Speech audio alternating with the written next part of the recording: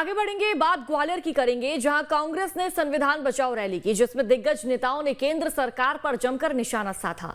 साथ ही कांग्रेस के कई नेताओं ने 2028 में होने वाले चुनाव के लिए कमर कसने के लिए भी कहा है।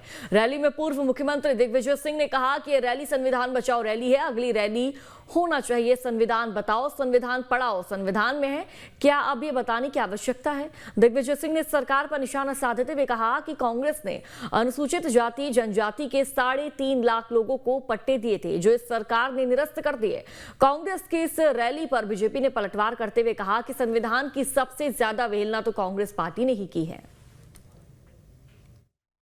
मैं आपसे कहता हूं कि पूरे संविधान पढ़ने की आवश्यकता नहीं है, ये अनुच्छेद है, मैं उन्हें पढ़ रहा हूं। मैं केवल उनका आर्टिकल नंबर दे रहा हूं आपको। अनुच्छेद 14, 15, 16, 17, 18, 19, 29, 30, 38, 39, 46, 244, 275। अगर ये आप 15 अनुच्छेद संविधान के आप पढ़ लेंगे और अपने आप समझ जाएंगे कि इन संविधान के अनुच्छेद से आपको न्याय मिलेगा।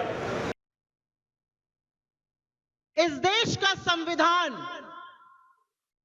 वो ताकत है जो आपको और इस देश के सबसे अमीर आदमी को एक लाइन में खड़ा कर देता है। संविधान वो ताकत है कि अगर आपके खिलाफ कोई अन्याय करता है तो आप संविधान के भरोसे पुलिस स्टेशन जाते हैं, आप संविधान के भरोसे कानून की लड़ाई लड़ते हैं, आप संविधान की दी हुई ताकत से सरकार को पलट देते हैं।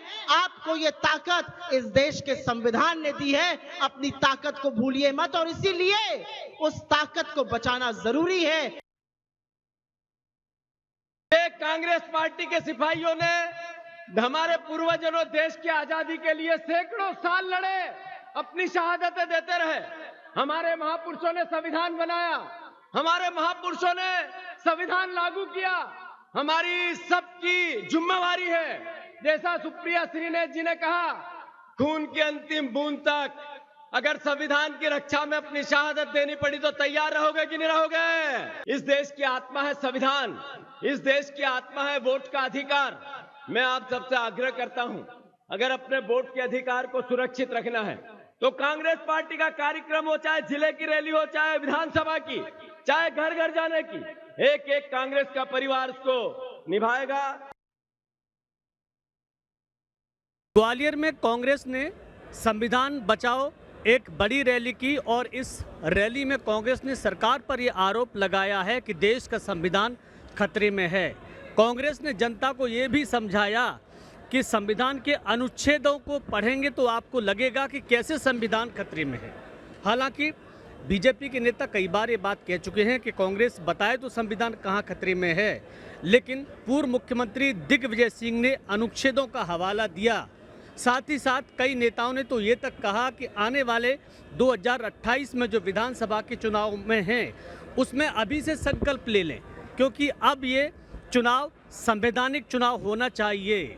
सरकार पर उन्होंने आरोप लगाए कि धन और बल का इस्तेमाल किया जा रहा है और इसलिए संविधान को माना नहीं जा रहा। संविधान का पालन करना इसलिए ज़रूरी है क्योंकि इसमें जनता का अधिकार छुपा है। अब जनता कांग्रेस पार्टी का कितना साथ देती है ये जानने के लिए थोड़ा वक्त जरूर है, लेकिन कांग्रेस पार्टी जनता को संविधान का हवाला देकर अपना समर्थन जुटाना चाहती है। Vinod Sharma, news state, Gwalior.